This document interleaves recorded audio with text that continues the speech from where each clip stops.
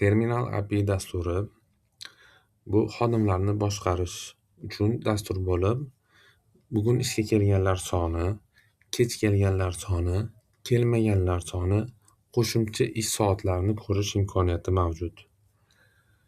HR avtomatlashtirish uchun barcha kerakli vositalar bor. Yuzni tanish, ish vaqtini hisobga olish, oylik maosh hisobi, bir necha tashkilot, real vaqtda bildirishnomalar, tahlil va hisobotlar ko'rish imkoniyati. AI yordamchidan so'rang, javob olasiz. O'zbek, rus tillarida imlo va grammatikaga qaramasdan chidab beradi. Javoblardagi raqamlar har doim bevosita bazadan olinadi, model hech narsa o'ylab topmaydi. Suhbat tarixi saqlanadi. Istalgan paytda kelib savolingizni davom ettirishingiz mumkin. Avtomatlashtirish boshidan oxirigacha yetkazilgan.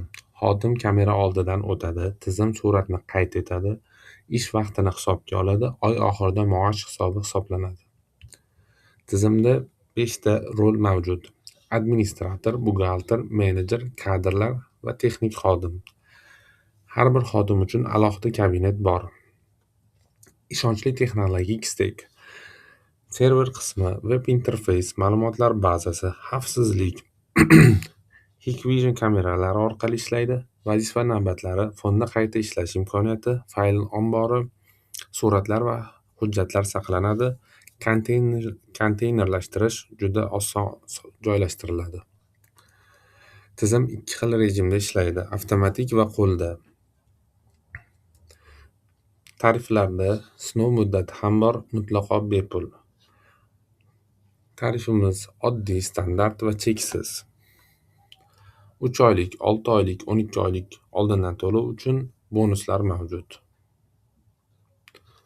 Hisob to'ldiriladi, litsenziya istalgan oyga ajratiladi. Amaldagi hozir ishlayotgan litsenziya buxgalter 1 oy bepul sinov yoki 3, 6, 12 oyga to'liq tarif ajratadi. Depozit yetarli bo'lsa bas. Kelgusida mavjud litsenziya tugashidan oldindan uzaytiriladi. Boshlanish sanasidan avtomatik oldingi tugagan kunidan davom ettiriladi. Xizmat uzilmaydi. Tugatilgan litsenziya muddati o'tgan litsenziyalar hisobotda saqlanadi. To'lov tarixi va xizmat faolligi istalgan paytda ko'rib chiqish mumkin. Xodimlarni boshqarishni avtomatlashtirishga tayyor bo'lsangiz, biz bilan bog'laning.